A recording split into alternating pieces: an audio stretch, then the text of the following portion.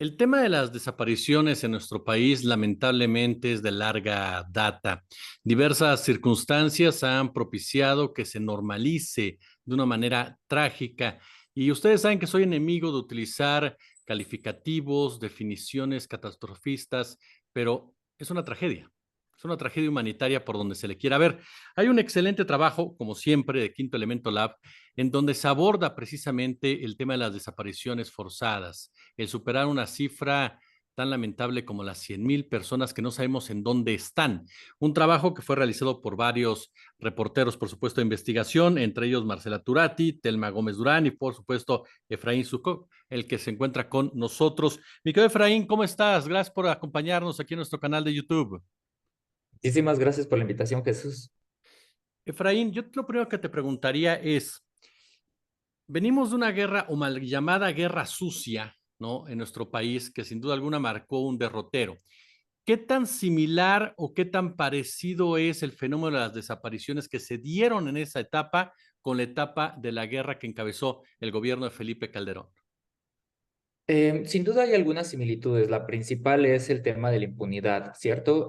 Tanto las desapariciones de ese periodo que más o menos algunos expertos y expertas señalan como entre 1960, 64 hasta 1990, en algunos casos se refiere, digamos que hubieron cerca de 900 desapariciones.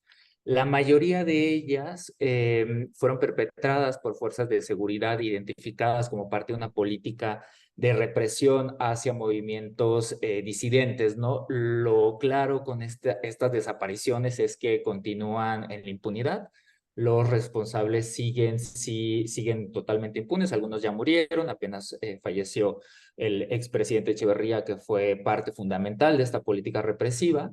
Entonces muchos de ellos ya han muerto sin, digamos, rendir cuentas. Eso es una de las similitudes. Una diferencia también muy importante, por supuesto, es que si antes, como mencionaba, estas desapariciones eran perpetradas por fuerzas de seguridad principalmente, en este momento que ya rebasamos las 100,000 desapariciones, unas 80,000, probablemente 85,000 desapariciones ocurridas desde que en 2006 el entonces presidente Felipe Calderón sacó a las Fuerzas Armadas de los cuarteles para realizar labores de seguridad pública. Pues digamos que no queda claro cuántas de estas son atribuibles a las Fuerzas Armadas, por ejemplo, o a otras fuerzas de seguridad. No sabemos, en parte porque no ha habido investigaciones diligentes. Lo que sí sabemos es que en algunos casos donde han llegado las Fuerzas Armadas a tratar de combatir al crimen organizado, o eso es lo que se ha dicho, pues las desapariciones han incrementado, ¿no? Hablamos entonces, que Efraín, de un sistema a final de cuentas, porque al provenir o viene la principal violencia por parte del Estado precisamente al hacer este paralelismo entre dos épocas con tantos años de diferencia. Sí, totalmente. Algo que es claro es que ha habido una decisión de Estado en un primer momento para combatir justo a quienes entendía como enemigos, en ese caso de la década del 60, 70 y 80, incluso inicios del 90, como comentábamos, de grupos disidentes, de sindicatos de maestros, de ferrocarrileros, de las guerrillas incluso guerrillas urbanas que se gestaron. Pues hubo esa decisión de considerarlos enemigos y entonces buscar cómo acabar con ellos. En este momento, a partir justo de 2006, con esta idea del combate al narcotráfico, de la guerra contra las drogas, pues también hubo una decisión de Estado que lo que ha generado, y esto digamos hay suficiente evidencia para afirmarlo, es la fragmentación de grupos criminales, la proliferación de los mismos y el incremento de la violencia en cualquiera de sus indicadores, llámale homicidios, llámale desplazamiento interno forzado, llámale tortura, llámale por supuesto desaparición de personas, ¿no? Hablamos de más de 100,000 personas que hoy no sabemos en dónde están. Ya hablamos de pues de este punto fundamental que es la impunidad. ¿Qué tanto también estamos rebasados, Efraín, en el aspecto institucional? Y me refiero a la capacidad de poder identificar a las personas muertas, a las personas que de repente aparecen en las fosas comunes. ¿Cuál es el compromiso por parte de autoridades en este punto?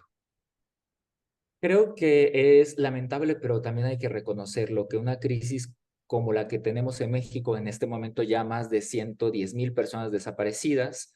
Y justo la otra parte de la crisis, digo, es una parte más, digámoslo así, que es la crisis forense, que es que en las morgues mexicanas han pasado decenas de miles de cuerpos a los que no se les ha devuelto su identidad. El último dato es del Movimiento por Nuestros Desaparecidos de México, y es un dato que seguramente ha quedado muy desactualizado, de agosto de 2020, y en ese momento eran 52,000 cuerpos sin identidad, ¿no? Entonces sabemos que muchas de las personas desaparecidas, por supuesto que siguen con vida, y con vida hay que buscarles, como nos insisten sus familiares, pero también es cierto que tenemos una grave crisis forense que es inmensa, y que en este momento, por ejemplo, no tenemos un dato actualizado, y eso debería ser responsabilidad de la Fiscalía General de la República, que lleva unos 4 años sin crear un registro nacional de personas fallecidas no identificadas y no reclamadas, ¿no? Entonces, ante esas crisis, tanto la de forense como la de personas desaparecidas, lo que podemos decir es que definitivamente no ha habido un esfuerzo suficiente, y probablemente requiera muchísimo dinero, muchísimo personal calificado para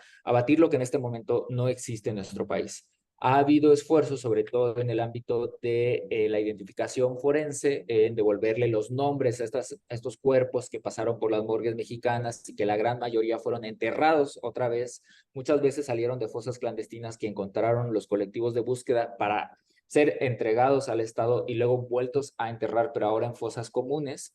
Sí ha habido esfuerzos por parte principalmente del gobierno federal a partir de subsidios encabezados por la Comisión Nacional de Búsqueda. También ha habido ya unos ejercicios interesantes de cruces de información sobre registros de este tipo, por ejemplo, de los panteones, de algunos panteones del país, y ahí ha habido indicios que podrían indicar que algunas, hay que siempre enfatizar que son algunas, personas que están siendo buscadas, pues realmente pudieron ya haber perdido la vida y llegado a los servicios médicos forenses como personas no identificadas.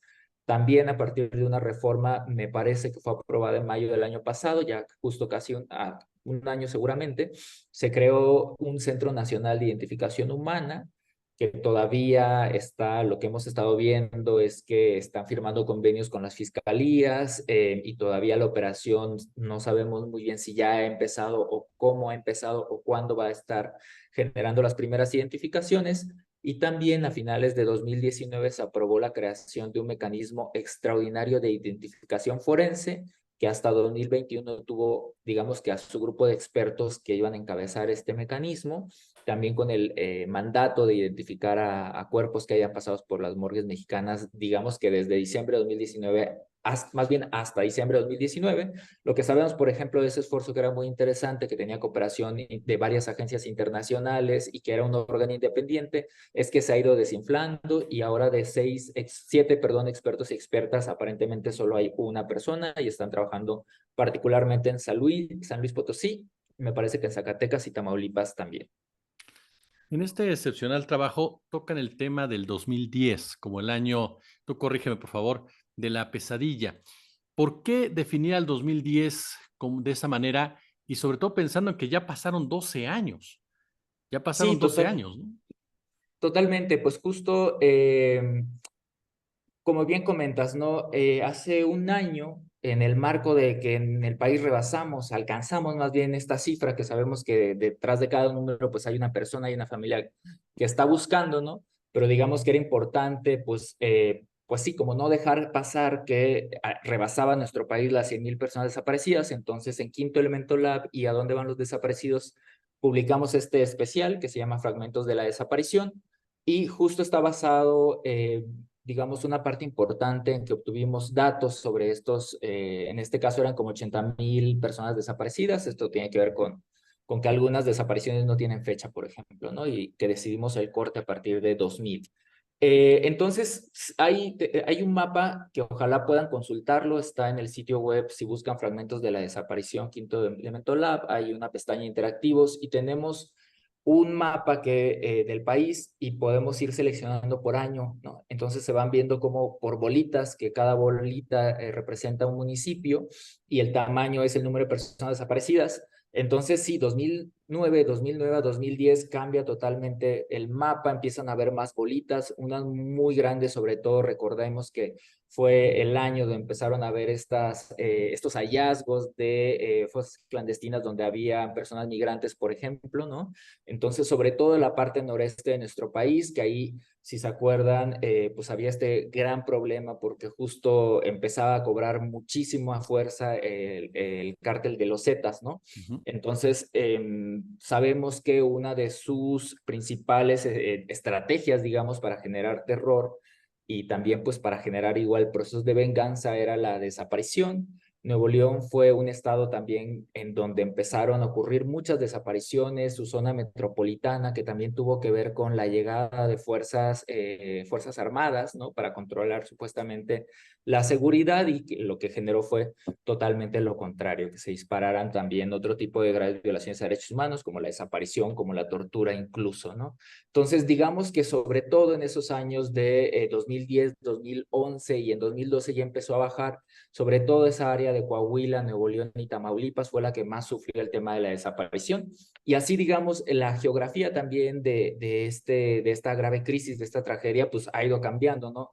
Los años siguientes como que empieza a proliferar igual esta crisis en municipios de Jalisco, por ejemplo, ¿no? Que ahora sabemos que Jalisco es de hecho el estado con más casos de desaparición y en años recientes otros estados que no figuraban en este mapa del terror, digamos, empezaron a hacerlo, como el caso de Zacatecas, que sabemos que a la fecha también llevado como los números más altos de homicidios, ¿no? Y además son poblaciones chicas, municipios chicos, donde aparentemente está habiendo un control terrible del crimen organizado y que las fuerzas de seguridad no han logrado pues disminuirlo, ¿no?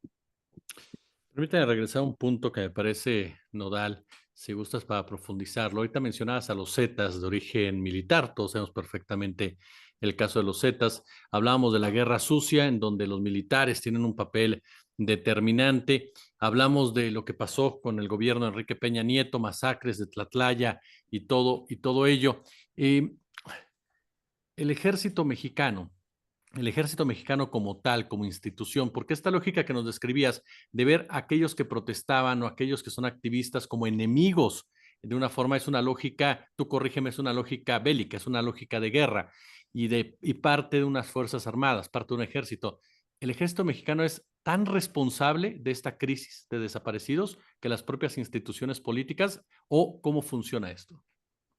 Eh, Creo que el problema es recomplejo, ¿no? Para empezar, sí es importante que las personas que vean esta entrevista sepan, ¿no? Cuando hablamos de ejército, pues de repente como no pensamos mucho en las diferencias porque no hemos estado en un conflicto, digamos, de guerra en nuestro país, por ejemplo, con otro país, ¿no?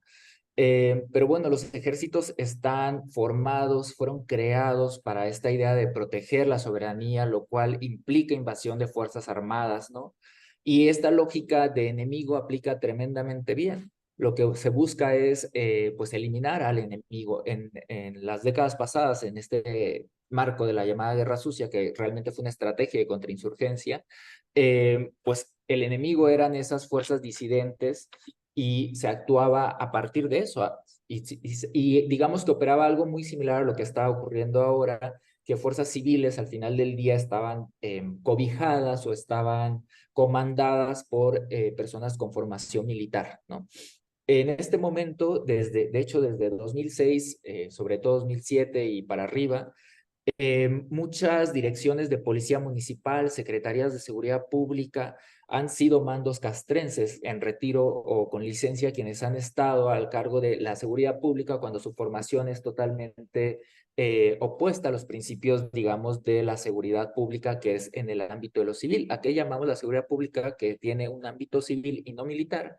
A que lo que se supone es que si una persona está cometiendo un delito y es cachada en el momento en que está cometiendo un delito, el que sea que fuera, incluso delitos que pueden estar relacionados con delincuencia organizada, pues la policía lo que hace es detenerlo y presentarlo ante la autoridad y decir, yo vi a este sujeto haciendo esto, de aquí ya es tu rollo, ¿no? Ya es rollo de las fiscalías, de las instancias de procuración de justicia, investigar si el delito efectivamente ocurrió y si esta persona fue la que lo cometió. Y a partir de eso, entonces tenemos la integración de carpetas de investigación, la presentación de la carpeta ante un juez y un juez entonces en un juicio, a partir de las evidencias, determina si la persona es culpable o no. ¿Ok? Eso es lo que debería pasar. ¿Qué pasa cuando tienes a militares haciendo esa tarea? Lo que pasa en Nuevo Laredo, que pasó en 2 ocasiones ya en meses pasados, que es que alguien supuestamente, eso no es, de hecho la evidencia señala lo contrario, alguien supo un auto, se pasó un retén y entonces dispararon, ¿no? Eso no es una práctica que deba tener, que para empezar no es legal y para terminar pues no es, digamos, la formación que debería tener algún cuerpo de seguridad civil. Eso podemos entenderlo un poco mejor desde la lógica bélica militar, donde dices, pues claro, estos militares pues estaban entrenados para totalmente acribillar a quien sea que les parezca, y llamémoslo así, parezca pues criminal en sus términos, ¿no? Pero bueno, por eso justo lo que la evidencia señala es que mientras más se ha militarizado la seguridad pública, más han incrementado estos crímenes, estas violaciones a derechos humanos, entre ellas, por supuesto, la desaparición. Finalmente, querido Efraín, patrones. ¿Hay algún tipo de patrón que se sigue en materia de desapariciones? Ya nos mencionabas, cada año, cada región se modificó, de repente en el norte, de repente apareció el sur, de repente otra vez en el centro, el sureste. ¿Hay algún tipo de patrón que nos lleve a esta crisis de desapariciones? Es complicado de repente poder hacer algunas afirmaciones, no sabemos, lo que hemos visto es que se presentan patrones que siempre son como en lo micro, ¿no? Lo podemos observar a la escala del municipio. Lo que comentaba hace un momento, cuando hablamos de municipios que son municipios muy, muy específicos de Zacatecas, pues lo que aparentemente, porque ninguna institución nos lo ha dicho y porque es una zona muy peligrosa donde nuestros colegas y nuestras colegas periodistas pues pocas veces pueden llegar a reportear con seguridad, pero lo que probablemente está ocurriendo es una disputa territorial entre ciertos grupos. Hay en ciertas hipótesis, por ejemplo, que han ocurrido cuando hay, por ejemplo, un asesinato de una persona defensora del medio ambiente que tiene que ver, por ejemplo, con algunos megaproyectos, ¿no? Se ha hablado, por ejemplo, en una de las últimas desapariciones y posterior, bueno, no desapariciones, que tenía que ver justo con procesos contra una mina, que había una comunidad que estaba luchando contra una mina y había ya un defensor y una persona de la misma comunidad que estaban en ese proceso de lucha, ¿no? No se puede afirmar, pero son contextos que han ocurrido. También otros que notamos, pero no sabemos muy bien por qué. Desde 2017, por ejemplo, 2018, 2019, empezaron a haber más casos de desaparición de mujeres en Puebla. Sabemos que por allá hay siempre una hipótesis que tiene que ver con la trata con fines de explotación sexual, en el caso de las mujeres particularmente, pero no únicamente las mujeres jóvenes. Pero no hay investigaciones. Muchas veces pues nos quedamos obviamente con los trabajos periodísticos, pero al final del día no tenemos una respuesta totalmente certera sobre la cantidad total de casos, porque lo que vemos es que la autoridad no está investigando, ¿no? Entonces, si la autoridad no investiga, no tenemos idea de por qué están ocurriendo.